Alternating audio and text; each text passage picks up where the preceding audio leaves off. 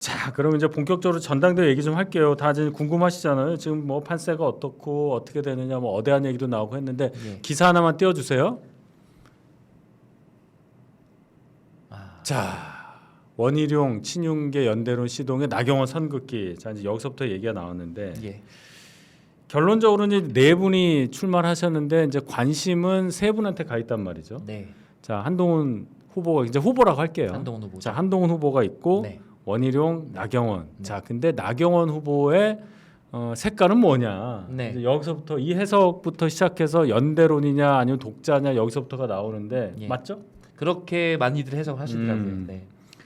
그러면 왜 나경원 의원은 선긋기 하는 것처럼 지금 해석이 될까요? 나경원 후보 입장에서는 지금 포지션이 좀 애매하게 되는 너무 부분이 애매해, 있어요. 솔직히. 먼저 나오셨잖아요, 사실. 먼저 솔직히. 나와서 저희가 크게 보면 우리 대통령을 중심으로 대통령과 가까운 우리 친윤이라고 하는 그렇죠. 그룹이 있고, 그 다음에 대통령과는 조금 차별화를 시도하는 비윤 내지 반윤이라는 포지션이 있는데, 비윤 내지 반윤이라는 포지션은 한동훈 비대위원장이 이미 선점을 했고, 이미 선점했지. 나경원 대표는 이제 나경원 후보는 대표에 출마하면서 사실은 명확하게 규정하지 않았어요. 난 모두 다 그렇죠. 후보한다. 그리고 비윤이란 말을 계속했어요. 사실은 비윤이란 말을 할 만한 저번에 연판장으로 주저앉으셨는데. 그러니까 굳이 원희룡 후보가 출마 선언한 게 지난주 목요일 아침인데 네. 그 전까지 기간이 있었단 말이에요. 예. 그때 예를 들어 친윤 쪽으로 어필을 하고 그 영역을 본인이 선점을 했더라면 원희룡 후보가 출마를 했을까 하는 해석이 많잖아요. 그렇죠. 근데 이게 물밑에서 어떤 협상이 오고 갔는지 뭐 이런 것까지 저희가 알 수는 없는데, 어쨌든 간에 그 틀 자체에서 벗어나려고 하는 시도를 초반에 하셨던 것 같아요. 그래서 그 이른바 친윤이라고 불리는 그 포지션이 붕 떠 있었는데 급하게 갑자기 이제 우리 원희룡 전 장관님께서 출마하시면서 이게- 공간이 확 좁아진 거죠. 그게 제가 볼 땐 그래요. 두 명만 나온다고 생각을 하고 아마 나경원 후보 입장에서는 어차피 반한 비한 표는 자기가 하고 자동적으로. 친윤은 당연히 돼 있으니까 그래서 이렇게 더 많이 할 생각으로 나는 완전히 친윤은 아니야 아마 그런 얘기를 하셨던 것 같아. 기계적인 연대는 가능했을 수 있죠. 결과적으로 그렇지. 봤을 때 그걸 기대하셨을 거라고 생각하는데, 근데 이제 확실한 나는 대통령과 신뢰관계가 있다 이렇게 그러니까. 나오시니까 이게 이게 확 좁아져 버렸죠. 그렇게 안 됐지. 근데 그래서 그 연대론을 벌써 이야기하는 건 결국 지금 한동훈 비대위원장에 대한 워낙에 그 지지도가 높다 보니까 3대 1 뭐 이런 구도로 가잖아요. 이게 보세요. 오늘 뭐 유상범 의원도 이제 친윤계로 분류가 돼요. 이분이. 네. 그래서 이제 라디오에 나와가지고 나원 이 두 분이 지지 그룹이 중첩이 될 수가 있는데 어쨌든 결선 투표로 가면 연대 가능성 뭐 이런 얘기 하신단 말이에요. 이게 좋은 건가? 그러니까 벌써부터? 이 얘기를 벌써 하는 게 별로 안 좋다는 판단을 할 수 시작부터. 있고, 그리고 나경원 후보 입장에선 기분 나쁠 만한 기분 이야기죠. 나쁘지. 3등으로 아예 전제를 하고 얘기하는 것 같더라고. 그리고 전략적으로도 별로 좋지 않은 게 만약에 그러니까 한동훈 비대위원장이 결선을 가게 만드는 거, 그러니까 50% 득표를 못하게 만드는 게 목표면 그렇지. 결선 전까지 양쪽으로 막 달려야 돼요. 그렇죠. 세 분이 다 달려야 돼요. 그렇지. 그래서 1%라도 더 해놓고 뺏어야지. 49를 만들어 놓고 나중에 연합을 하든 그렇지. 이게 돼야 되는데 너무 시작부터 좀 본심이 나오시는 게 어. 아닌가, 원희룡 후보 캠프 쪽에서. 전략이 없는 거예요 이게. 설령 나중에 그런 생각을 하더라도 2등 3등이 시작부터 같이 그럼요. 손잡으면 어때? 아니면 그럼 지금 단일화를 하든지. 그럼요. 단일화를 해야지 그럴 거면. 근데 지금 단일화 해가지고는 안 되지 또. 50%가 게임이 안 안 되니까. 돼요. 그래서 그러니까 그래서 전략적으로 내심 그런 기대를 하고 있다 하더라도 이런 걸 미리 이렇게 이야기되는 것 자체가 이게 전략적으로 좋은 게 아닌데 왜? 누가 짰는지 잘 모르겠어요 저는. 네, 누가 짰는지 참 애매한데 어쨌든 자 그러면 이제 중요한 건 결선 투표가 갈 수 있나? 언론은 이제 그런 얘기 많이 해요. 결선 3명이 나왔으니까 2명 나올 때보다는 3명이 나왔으니까 네. 과반 넘기 어렵지 않느냐. 뭐 조직표가 있지 않느냐. 친윤들이 뭉치고 아직 대통령 지지율이 그래도 있고 뭐 영남 TK 얘기하면서 막 그런 얘기 한단 말이에요. 네. 어떻게 보세요? 그 여론조사가 저는 일단은 첫 번째는 거꾸로 자꾸만 생각하는 게 저희가 8대1 룰인데 한동훈 비대위원장이 어쨌든 지지도가 높긴 하지만 조직표, 그러니까 우리가 당원 비율이 높기 때문에 조직표가 가동되면 모른다라는 이제 주장을 하시는데 오히려 일반 여론조사보다 당원 여론조사에서 훨씬 더 그러니까 국민의힘 지지층 여론조사에서 훨씬 더 큰 격차를 보인단 말이에요. 그렇지. 더블 스코어 이상으로. 이거를 왜 자꾸 그렇게 해석을 하시는지 이제 이해가 안 되고요. 데이터를 안 보는 것 같아. 그리고 사실은 선배님 잘 아시잖아요. 지난번에도 여론조사를 보면 크게 뭐 거기서 달라지지 않는 저희가 결과를 봤기 때문에 지금 상황에서 사실 어떤 변수가 있어도 이게 결선을 갈까 하는 생각이 들거든요. 이거를 설명을 드려야 되는 게 네. 21년도 전당대회 때 이준석, 나경원 붙었을 때랑 네. 그때 여론조사 나온 거랑 결과치, 당원, 뭐 국민 이 여론조사 결과가 많이 달랐거든요. 그냥 신문사에서 하는 여론조사랑 우리가 포함되는 그 여론조사랑 달랐어요, 많이. 그때랑 지금이 왜 다른지를 설명해드려야 되는데 그때 당원이 한 40만 명 됐어요, 책임 당원이. 네. 그런데 그때만 해도 소위 말하는 조직표와 유사한 뭔가 뭐 당협위원장이나 국회의원의 영향을 받을 수 있을 만한 표들이 꽤 있었다고 저는 봐요. 조직 투표가 가능했다. 네. 그래서 그때 보면 이준석, 나경원 할 때 보면은 국민의힘 지지층한테 물어보면 이준석이 엄청 이겨요. 네, 네. 뭐 49.9 대 28.3 이런 게 있더라고. 6월 5일 날 조사 결과를 제가 하나 봤는데. 저희 지지층 내에서도요. 6월 11일에 예. 했거든요, 전당대회를. 그런데 실제로 해보면은 나경원 대표가 당원 투표에서는 41대 37로 이겨요. 네, 최종으로 그랬죠. 네, 그러니까 지지층 여론조사랑 당원 투표 결과가 많이 달랐다. 그러니까 조직표 동원 가능성이 있고 조직표가 효력이 있다 이렇게 볼 수 있어요. 실제로 그랬죠. 네. 근데 자 우리 당에 큰 변화가 일어나는 게 윤석열 대통령 그 경선에서 대선 후보 될 때 엄청나게 많은 인원들이 당원으로 입당을 합니다. 네. 근데 그 입당하는 과정에서 그런 기존에 있던 당원들이 아름아름 그런 경우도 있지만 자체적으로 막 온라인으로 입당한 사람들도 있고 네. 굉장히 많아요. 그 숫자가 원래 당원보다 더 많을 때가 있었어요. 거의 100만 가까이 될 때가 있었어요. 새로 입당하신 네. 분들이. 그러니까 새로 입당한 사람들 60만 명 가까이 있는 거예요. 40만 명 있는 데서 60만 명. 네. 지금 조금 빠져서 한 80만 명 돼요. 전체 80만 정도 되죠. 그래서 가장 좋은 예가 있어요. 김기현 대표 뽑은 지난 3월 8일 전당대회를 보면 네. 당원 100%였잖아요. 그래서 그때 계속 물은 게 제가 김기현 캠프의 공보총괄 본부장이었잖아요. 그래가지고 맨날 질문 받는 게 뭐였냐면 김기현 대표 과반 돼요? 결선 가냐? 결선 가요 안 가요? 맨날 그러면서 결선 간다는 거예요. 네. 그래서 뭐 천하람 그때 14.98% 얻었어요 마지막에. 천하람이 그래서 뭐라고 그랬냐면 자기가 2등해서 2등한다. 이렇게 해가지고 안철수 표를 하고 자기가 뭐 이랬단 말이에요. 엎어서 간다 그랬었죠. 근데 제가 뭐라고 그랬냐면 자 모든 여론조사 결과를 보자. 거기 국민의힘 지지층만 나온 게 있어요. 네. 김기현 대표 평균 내면 44 정도 나와요. 44. 그래서 제가 볼 때는 과반 되는데 왜 그러면 김기현 대표 과반 된다고 보냐? 그래서 제가 뭐라고 얘기를 했냐면 그 여론조사는 투표가 아니기 때문에 없음이나 모름이 있어요. 그게 한 10% 됩니다. 네. 그런 44가 그냥 투표를 하면 44가 아니라 한 48이나 9가 되겠죠? 네, 그렇죠. 분모가 0.9니까. 그렇죠. 예. 그 다음에 한 투표 참여하려고 한 사람 중에 한 10% 정도는 1등으로 간다. 네. 그런 상황이 발생하기 때문에 50은 넘는다. 저는 개인적으로 53을 봐요. 맨날 그러고 다녔더니 오. 52.93이 나왔어요. 정확하게 맞추셨네요. 그냥 겐토로 1.1을 곱했어. 그러니까 웨이팅을 자체적으로 이렇게 해보신 그냥 거잖아요. 해본 거야. 별짓을 다 해봤어. 근데 맞더라고. 네. 그래서 그거를 윤석열 대통령 결선 투표 때도 넣어봤어요. 적용을 한번 해보셨는데. 그랬더니 비슷해요. 그래서 이번에도 그렇게 나오지 않을까 해서 1.1을 해보면 같은 공식으로 해보면 너무 많이 나와 한동훈 위원장이. 그러면 70이 넘어요. 그래서 70이 넘어요. 70이 넘어. 65 나오고 일차에. 그러잖아요. 그래서 요거는 이제 완전 보수표가 글로 가는 거니까 1.2 뭐 얘기를 했는데 근데 또 역으로 보면 네. 이번 여론조사의 가장 큰 특징 중에 하나는 일반 여론조사요. 네. 뭐 지지층도 마찬가지고 대구 경북 지지가 그러니까요. 평균보다 높아요. 한동훈 위원장에 대한 그게. 그러니까 그 얘기를 많이 하시더라고요. 저희가 전체적인 당원들의 그러니까 혹은 저희 지지층의 여론이 이게 높은데 우리 당원들은 다 이제 대구 경북에 모여 있다. 예를 들어서 PK, TK를 합치면 절반 40, 넘으니까 아니에요. 40%밖에 안 돼요. TK 그죠? 책임 당원 기준 40% 책임 되니까 어쨌든 여기가 많은 비율을 차지하니까 여기에 민심에 달렸다. 근데 대구에선 분위기가 좀 다를 수 있다라는 이야기를 많이 했는데 첫 오히려 번째 역으로. 여론조사가 딱 나왔는데 거기가 지금 더 높아. 그러면 뭐 크게 변수는 없는 겁니까? 그러니까 오늘 보면 저 영상 보셨겠지만 원희룡 후보가 저 홍준표 시장 만나서 형님 그래서 껴안고 이런 게 효과가 없을 것 같다는 느낌이 드는 거예요. 오히려.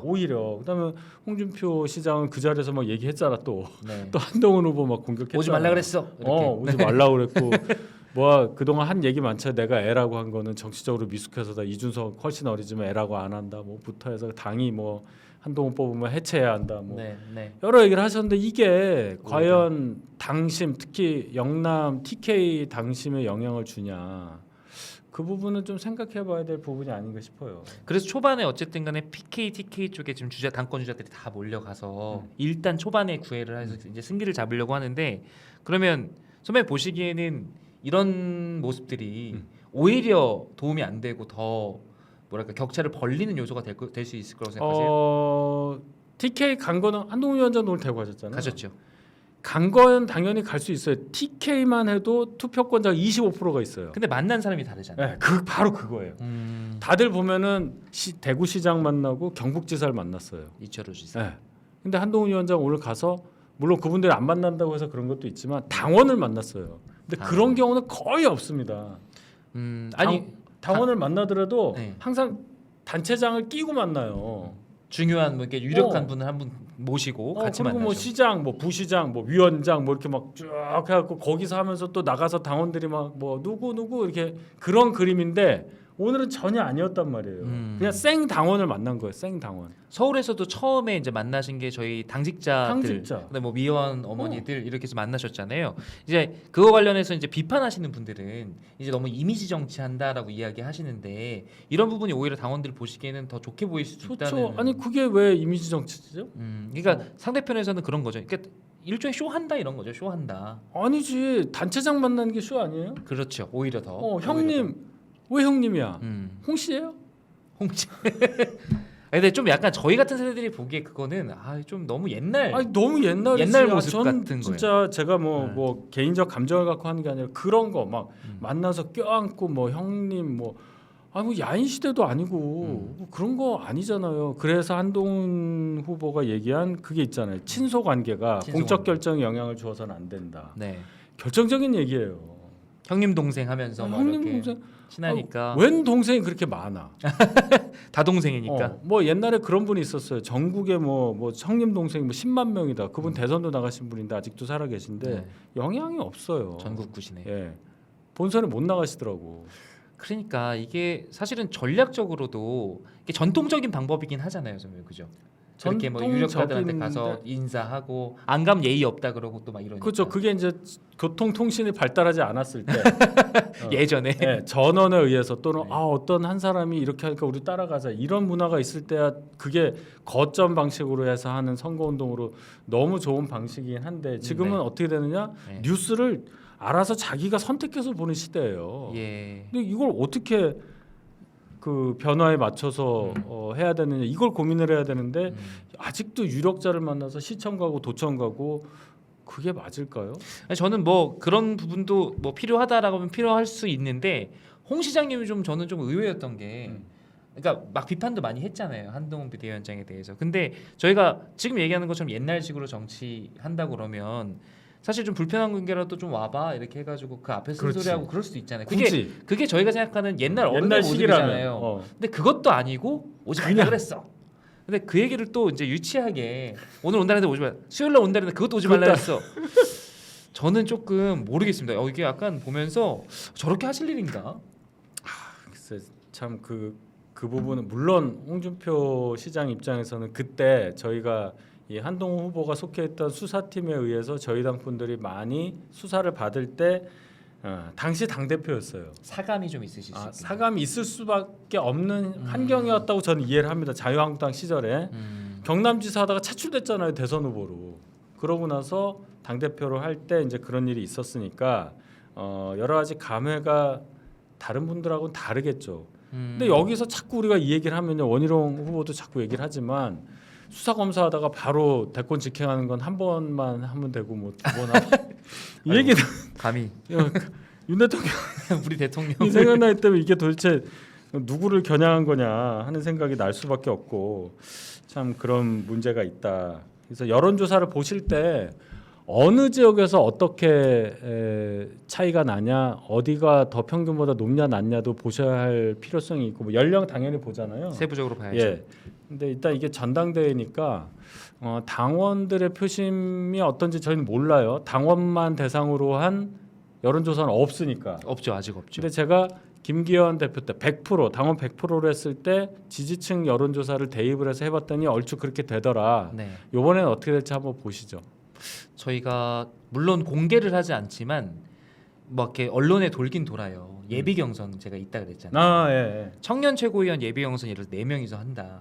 그럴 때 그분들 중에서 2분 정도는 런닝메이트로 묶여 있단 말이에요.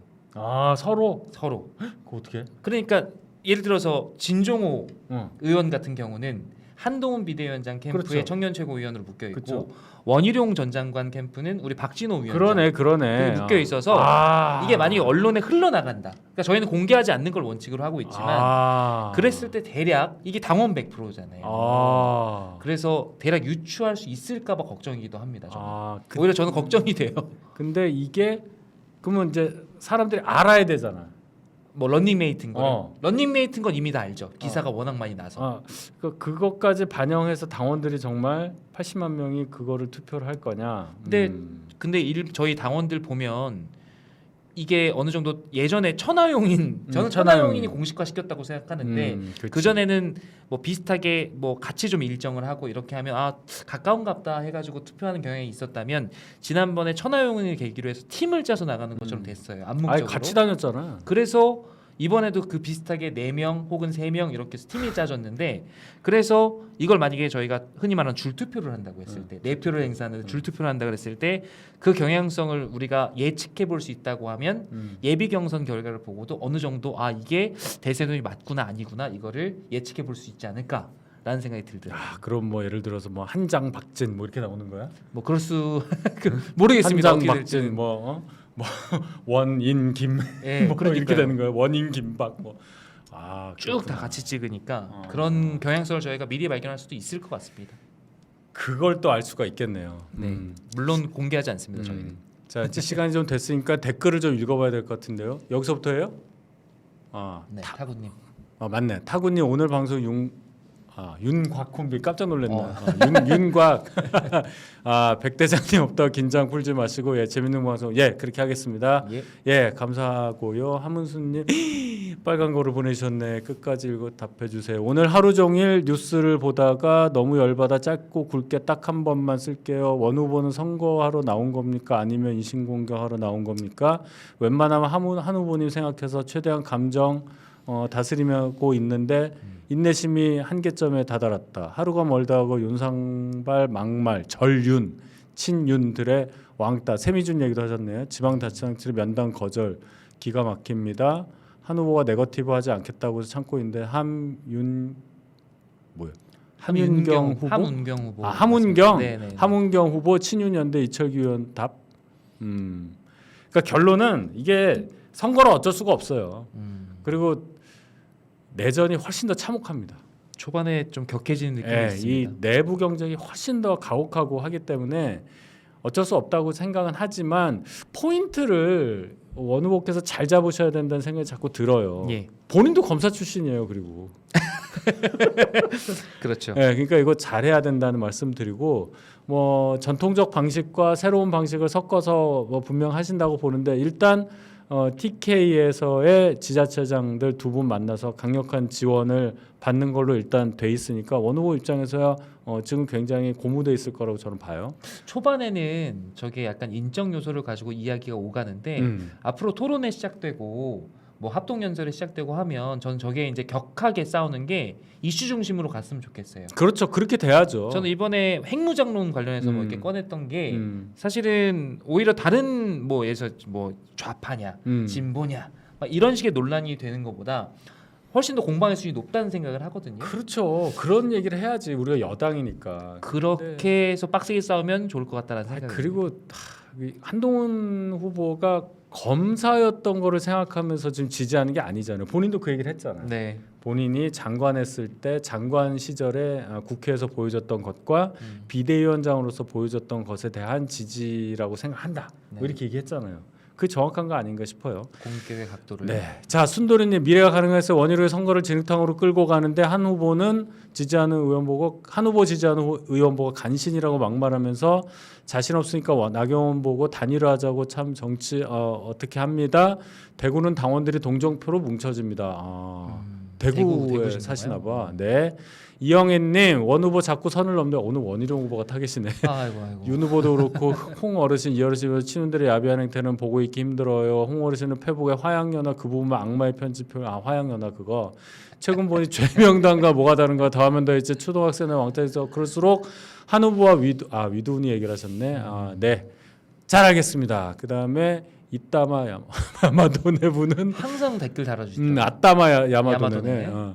믿고 의지와 기대했던 사람이 배신당하면 아픔은 배가 되는 듯 정치인을 믿진 않지만 설마 혹시나 원희룡 행보는 정말이지 충격이다. 역시나 정치인은 앞다르고 뒤다른 걸 다시 한번 느낀다. 와 저희 몇 달 전에 총선할 때는 원희룡 후보 그렇게 응원을 전국적으로 많이 받으셨는데 그럼요. 감자탕 집이 아니라 그거 저기 울고 그러셨는데. 거기 가서 저 김치찜 삼겹살 집에서 이재명이 돼지고기인 척하고 소고기 먹은 집에서 김치찜도 먹고 했는데.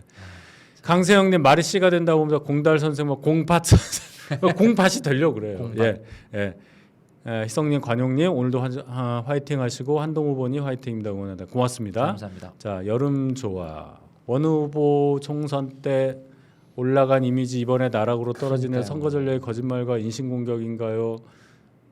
이거 줄여주셔도 돼요. 다 보여요. 예, 세미준이랑 30만 표 진짜 이거 사실 좀 예민한 얘기인데 자통당 이중당원 많다고 하는데 이게 조사가 안 돼요. 이 당원에 대해서는 이중당적 갖고 있으면 최대 1년 징역이거든요. 네. 근데 이걸 어떻게 시스템으로 걸러낼 수가 없습니다. 이게 안 돼요. 그냥 개인 양심에 따라 하는 거고. 본인도 모르는 경우도 있어요. 세미준이라는 이름을 언급하시니까 이 여름조아님은 뭘 좀 아시는 분인데 정치에 대해서. 근데 네. 이거는 이제 당 외곽에 외곽 조직이죠. 계신 분들이 이렇게 모임 만든 건데 뭐 그러다 보면 뭐 우리가 몇 표가 있다 이런 말 할 수 있고 또 영향력 좀 오래되신 분들이거든요. 당에서 활동하신지 그래서 그렇습니다. 그런 얘기 할 수 있는데 그건 뭐 네, 크게 결과를 뭐, 보시면 네. 이 얘기는 할 수 있어요. 만약 조직표가 당에 있다면 김기현 후보 때 제가 김기현 캠프 있었잖아요.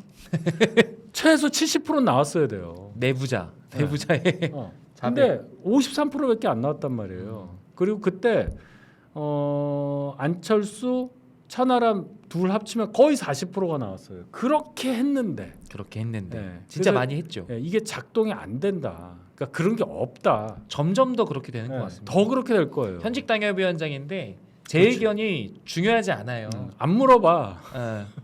진짜 물어보시지도 않아요. 물어보질 않아. 그래서 이게 누가 누구를 지지한다 뭐 이런 것들이 지금 이 80만 당원들의 어떤 의사를 막 조직적으로 움직인다. 그렇죠. 점점 힘든 환경이 됩니다. 그런 상황이라고 일단 저희는 생각하고 순도리님 또 올리셨네. 윤석열 후보 때 가입한 당원들이 이번에 한동훈으로 돌아선 겁니다. 그럴 수 있어요.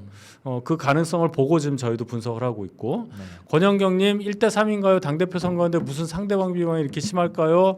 당대표 뽑는 건데 선 넘는 발언이 난무하고 정청래랑 다른 게 먼저 정청래 얘기 있다 할 거예요. 당원들 지지자들이 보고 있다. 한 위원장님은 네거티브 안 한다고 다른 후보들도 좀 배우시길 예의 갖추세요. 저도 그렇게 생각합니다. 좀 예의가 필요하고 이영애님 당원들의 연락도 제대로 안 해서 유튜버분들의 라이브보다 찾아가게 하고 너무 하시더라고요. 어느 분한테 한 얘기인지 모르겠는데 그래도 후보들이 있을 때 이렇게 많이 모인 적 처음이라고 하시는데 우리를 무시했겠죠. 좀 전 대구 마지막 간다면 한 분 한 분 사진 찍어드는 이상한 사람이 돌지. 그래요? 큰일 날 뻔했어요. 한동훈 후보 말씀하시는 그 얘기네. 가셨는데 유튜버 분들이 맞고 잡아서 다행히 다친 사람 없었는데 그런 일이 있었어요? 저도 보진 못했는데 이 당원들에게 연락도 제대로 안 해서 뭐 이런 부분은 오히려 이제 아직 저희가 전화번호나 이런 것들을 제공해드리기 전이니까 그래요. 지금 할 수가 없어. 지금 하면 오히려 그게 조금 이상한 겁니다. 그렇죠. 몇 개만 더 댓글 먼저 보고 이제 진행할게요. 자 여름조아님 지금 국회 페어플레이 안 하고 한동훈 왕따시키고 중진이란 사람들이 유망한 정치인이 왕따에 집단 리치 눈 뜨고 못 봐주겠다. 화가 많이 나셨네. 한동훈 아니면 진작에 탈당했어요. 네.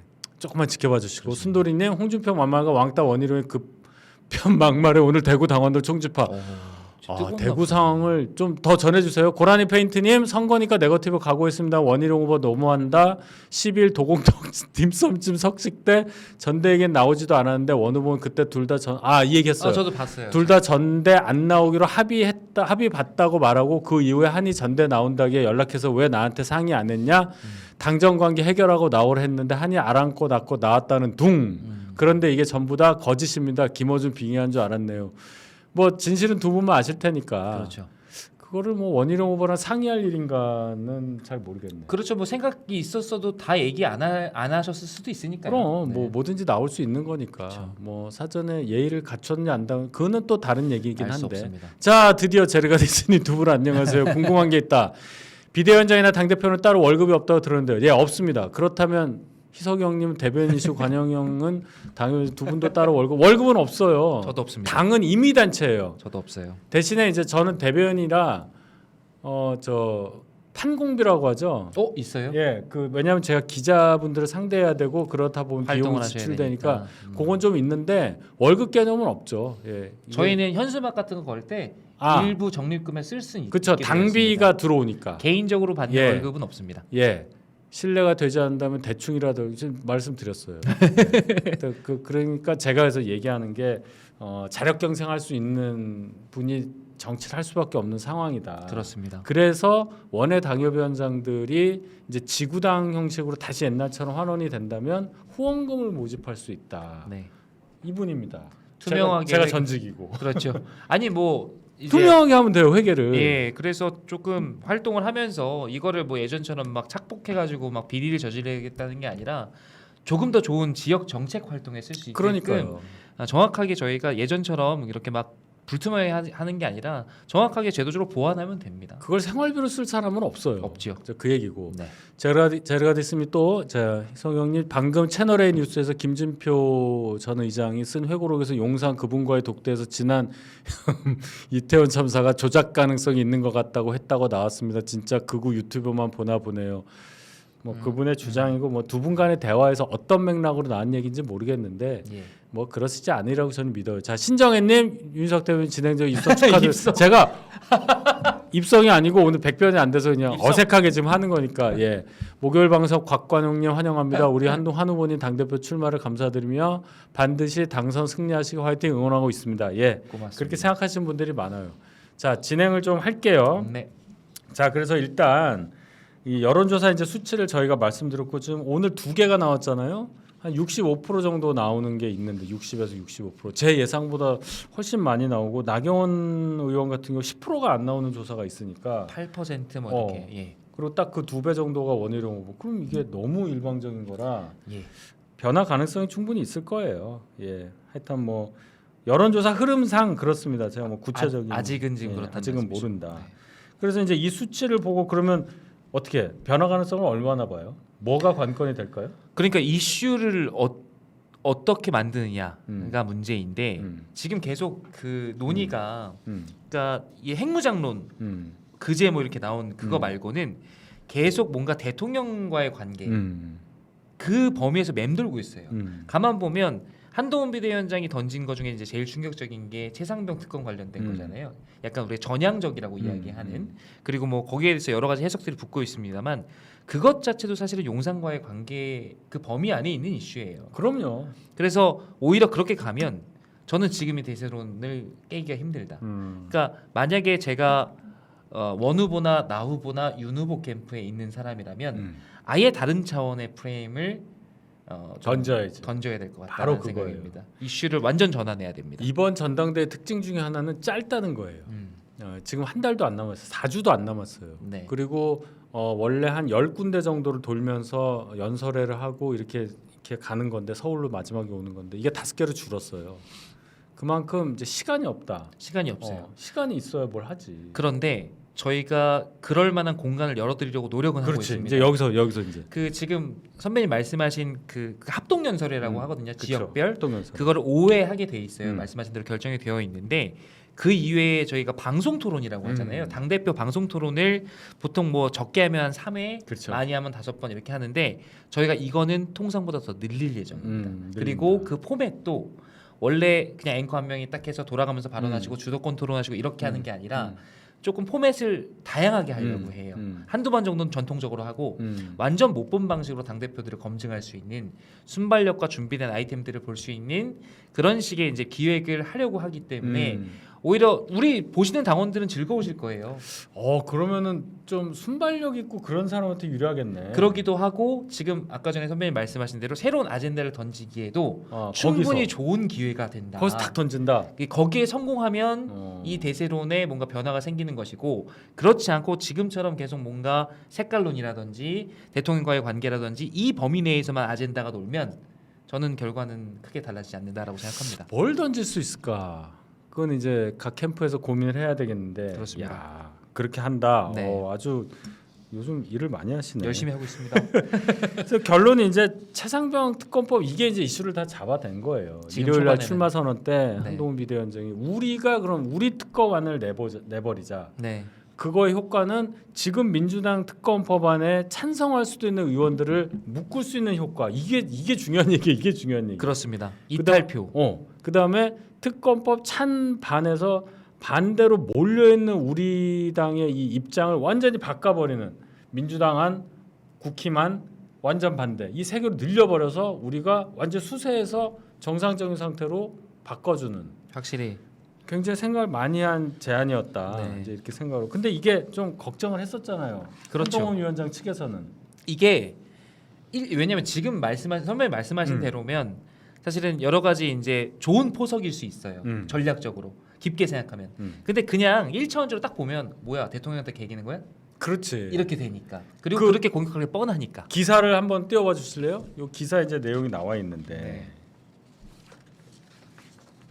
이게 야당에서도 그렇게 뭐 지금 지들끼리도 난리. 자기들 아까 제가 저 YTN 나갔는데 네. 그쪽 민주당 분들이 한번 그러더라고요. 기사 좀 올려주세요.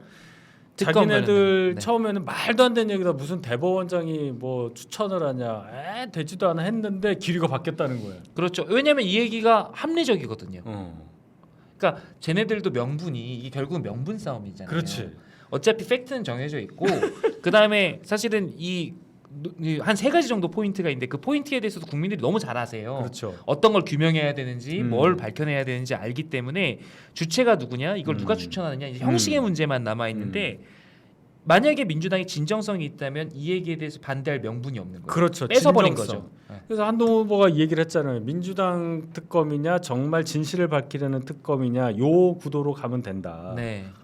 그래서 이거 당내에서 후보들끼리 막 날을 세워가면서 이야기할 게 없어요. 사실은 이게 국회 내에서도 이미 이런 다양한 논의들이 이루어졌어야 되는데 그동안 저희 당에서 너무 조용했던 탓이고 이 얘기가 사실 지금에야 나와서 저는 지난주에 이렇게 얘기했어요. 반가웠습니다라고 얘기했습니다. 그러니까 저희도 생각은 하고 있었죠. 야 이거 이렇게 끌려다닐 바야 선제적으로 해야 되는 거 아니야? 우리가 근데 그랬지. 시기도 좀 미묘하죠. 시기도 예를 들어서 한동훈 비대위원장 지금 얘기대로라면 전당대회 끝나고 요 전후면 공수처의 수사 결과가 어느 정도 나올 거고. 그렇습니다. 그러면 다른 후보들이 얘기할 때 아니 대통령께서도 말씀하셨잖아요. 공수처 수사가 만약 미진하면 우리가 먼저 하겠다. 그거랑 크게 배치된 얘기인가? 아니죠. 싶기도 한 거죠. 근데 아젠다를 갖고 왔다는 게 중요한 거죠. 선배님 바로 말씀대로. 그 부분이고 민주당이 얼마나 이게 허를 찔린 게 드러나냐면 이제 방송 같은 데서 얘기할 때 뭐 이런 얘기를 해요. 네.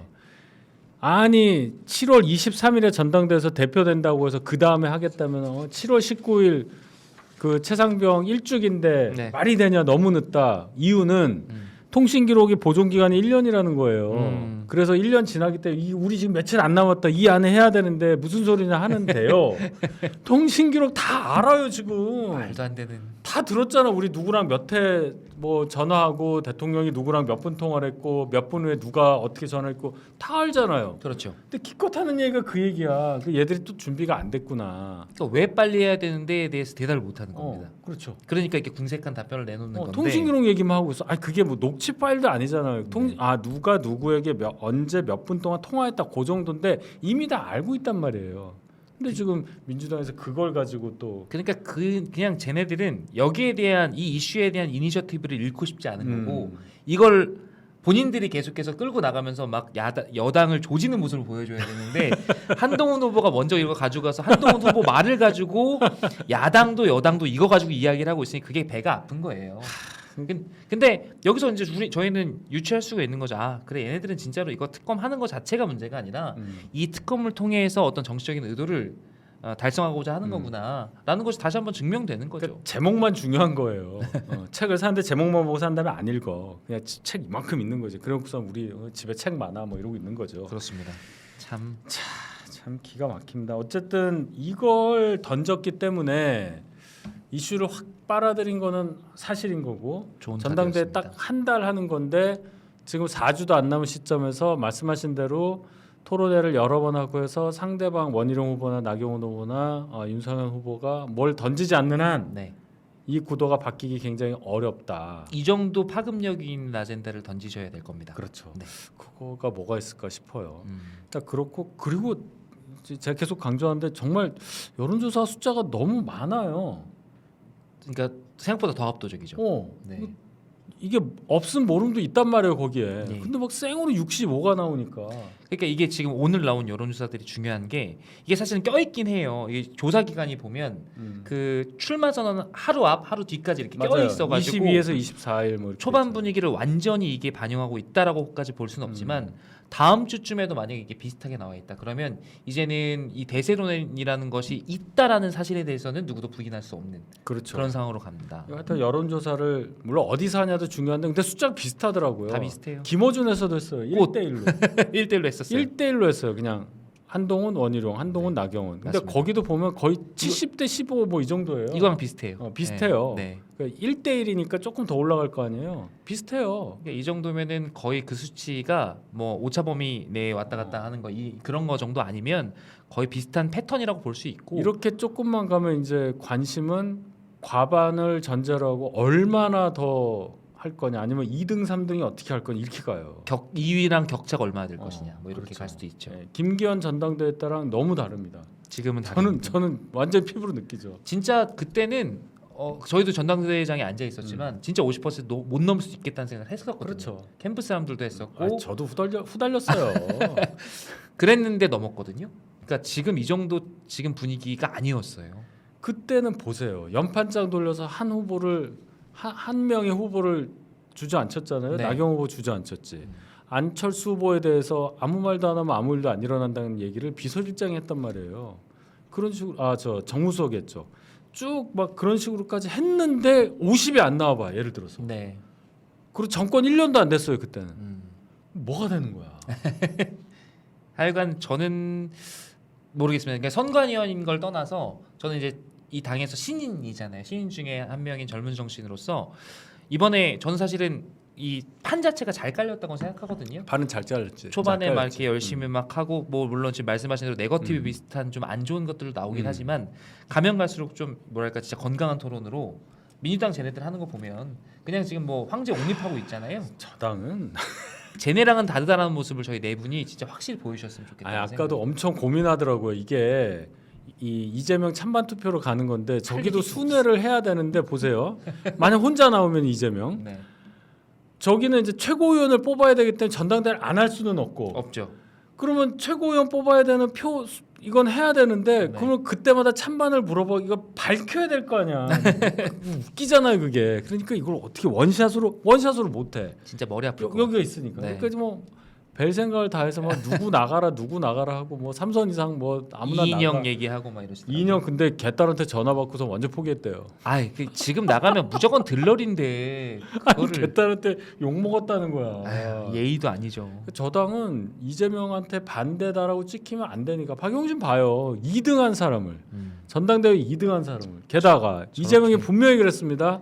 박용진 후보도 공천받는 당을 만들겠다고 걱정하지 말라고 해놓고서는 희망 고문을 3번 4번이나 막 해가지고 결국 공천 안 주고. 아유 진짜. 이게 뭐한 당이에요? 거기에 비해서 저희는 그래도 저희 선수들이 그럼. 각각의 색깔로 어쨌든 하실 만한 충분한 역량을 갖추신 분이니까 우린 너무 젠틀해. 재미있게 좀 했으면 좋겠습니다. 재미있게 재미가 건강하게. 있어. 지금 완전 흥행 성공했잖아. 일단은 지금까지는 좋은데 그 후보들이 잘해서 그런 거고 그렇죠. 앞으로 이제 이 아이템을 이 좋은 재료를 가지고 어떻게 요리를 할 건가 우리 당원분들께서 만들어 주셔야 됩니다. 전당대회 선관위의 책임이 막중합니다. 저는 열심히 네. 실무를 하도록 네. 하겠습니다.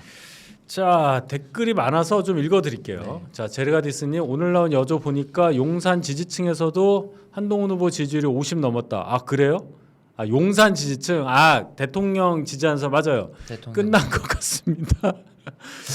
뭐 이제 일단은 시작했습니다. 그래요. 예, 근데 계속 좀 보시자고요. 여론조사 계속 나오니까 자 이정탁님 국힘당원 아니지만 지금이라도 당원 가면 투표 가능하지 않습니다.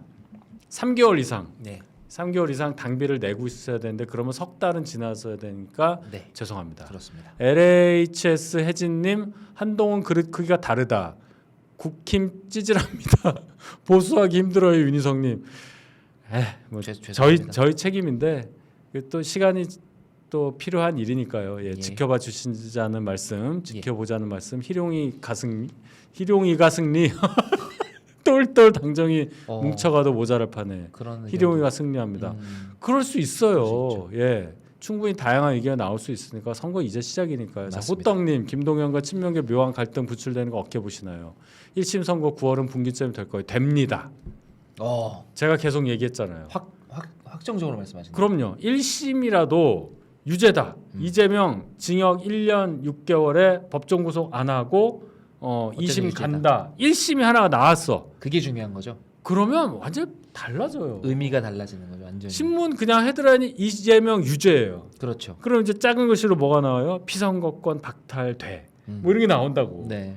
이재명 흔들. 항소를 하든지 안 하든지 그건 그럼. 중요하지 않죠. 요 밑에 뭐가 나와? 반명들 뭐 움직임. 뭐 움직여. 꿈틀꿈틀.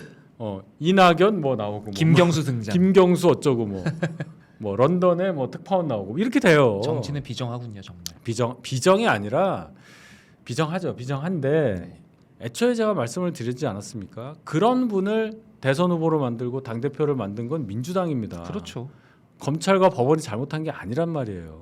점점 그런 시간이 다가오고 예, 있다. 이제 결국 온다. 결국 방학 숙제 낼 날이 온단 말이에요. 예. 자, 그 얘기고 자 깨연님 제발 정책이나 현재 여당 위기를 어떻게 돌파할 수 있을지 이런 거 좀 보고 싶은데 허구한 날 인신공격 아유, 초딩 여자애들이 가운데 한 명 두고 머리끄댕이 잡아당긴 것 같아요. 아 그래요? 아직까지. 당내 선거라 좀 그런 면이 있어요. 자 시인의 마을님 단언컨대 지금 행태를 보면 한 후보를 제외하고 이슈 중심으로 가지 않는다. 먼 당내 선거를 이렇게 치졸하게 합니까? 한 후보와 윤 대변인님 팬으로서 공달 선생이 공바 선생이 될 때까지 한 후보와 응원합니다. 절묘하게 묻어가시는데. 같이. 너무 감사합니다. 예, 저를 아시는 분인가? 하여튼 제가 잘 할게요. 자 정희님 책임당원입니다. 오늘 여조 받았는데 역선택 방지 안 되는 것 같아요. 먼저 국힘 전대 관련 여론조사라 밝히고 지지정당을 묻더라고요. 지지정당을 먼저 묻고 전대 관련 이거는 이제 네, 저희 당에서 당에서 하는 게 아니고. 아니니까 그건 뭐 그냥 사설 업체에서 하는 거라. 예, 아직 여조 기간도 선정 안 기간도 됐습니다. 아니에요. 그냥 네. 신문에 언론에서 발표하기 위한 여론조사니까 걱정 한번 마십시오. 보시고 또 도나 보네. 네, 예, 아마. 계속 돌 거예요. 네. 제라디슨 30만 표. 크크크 개딸들도 저 정도는 안 될 것 같은데요. 자통당 어르신들 작성하서 그러니까 세미준 아까 얘기 그것 때문에 그런 거구나. 예. 뭐 그건 뭐 그냥 해석하시고 백성문님 어머. 제가 송구사 너무 잘하시는데요. 두 분? 대장님 보고 계십니까? 내가 본다 그랬잖아. 좀 더 계시다 오세요. 네, 더 계시다 오셔도 돼요. 제라디슨 그렇군요. 감사합니다. 희석영님. 네, 예 그렇습니다. 네. 까신연님 전 당원이 아닙니다. 그런데 한 후보가 당 대표가 된다고 당원 값할 겁니다. 당원 값을 할 겁니다. 윤 정부가 성공해야 다음 대선 승리를 엿볼 수 있는데 한동훈이 탄핵을 할 거란 일부 보수 유튜버들 보면 답답합니다. 답답하죠. 선배님 당원 가입. 뭐가? 가입을 갑으로 줄여 쓴 거 아닙니까? 그런 거야? 당원 가입. 그렇구나. 당원 죄송합니다. 당원 가입할 겁니다. 예. 예. 보수 유튜버들이 다 그런 건 아니에요. 근데 이제 그분들의 논리가 자꾸만 이 최상병 특검을 가지고 한동훈은 다른 생각하고 있다. 윤 대통령한테 은혜를 입어서 막 비대위 원장까지 한 사람이 이럴 수 이거거든요. 네. 조금 더 봐야 될 거 아닙니까? 그렇지요. 답답한데요. 자, 네. 재화영님, 희성님 방송 늘 찾아보는 당원입니다. 그동안 국힘 의원들 민주당 보고 아무 말 안 하시다 막상 같은 당원끼리 못난 모습을 보이시니 실망입니다. 정정당당 페어플레이 기대하지만 상식적 당원들이 결정하겠죠. 늘 응원합니다. 동료 시민 여러분 늘 건강하세요. 감사합니다. 자 유영선님, 윤희성님 오래전 내 얘기를 내가 하기가 좀 그런데 좀 제가 해줘. 제가 네, 읽겠습니다. 해줘. 윤희성님 오래전부터 찐팬입니다. 품격 있는 평론 원탑입니다. 제가 오늘 약간 직관하는 느낌으로 왔습니다. 직관? 저도 팬이거든요. 왜 그래요? 근데 진짜 옆에서 들으니까 딕션이 방송으로 듣는 거랑 또 달라서. 아 그래요? 아 진짜 여러분 제가 참 성덕입니다. 부담되네. 아유 고맙습니다. 하여튼간 자 이쁜이님 상임위는 완장차더니 아나무인으로 설쳐되는 꼴이라 정말 합병 날 것 같다. 이미 안 가셔도 된다니까요. 네. 예, 그렇게 오래 가지 않습니다. 그렇습니다. 자 이영애님 나오보도 윤후보도 한동훈 특검법 얘기하시던데 따님은 재심의 결론도 무혐의 확정 재수 안 하는 걸로 결론 났고 한동훈 후보 따님 말씀하시는 거죠. 네. 나머지는 그 끝에 누가 있을 거라 생각하고 죄국당이 하자는 건지 몰라 입에 담나요. 그 끝에 대통령이 있나를 보고 싶어하는 거잖아요. 정신 나간 것도 아니고 한 위원장님 너무 만만하게 보시는데 초짜인 것 같은데 선은 정도는 지키시길. 저건 발휘될 일이 없습니다. 발의가 될 수가 없고 네. 그랬잖아요. 그러면 여론이 그 특검 하겠다 그러면 한동훈 받을 거냐 이렇게 이제 질문하시는데 여론이 그렇게 된다는 전제가 있잖아요. 그렇죠. 근데 네. 그렇게 관심이 없다. 네. 자.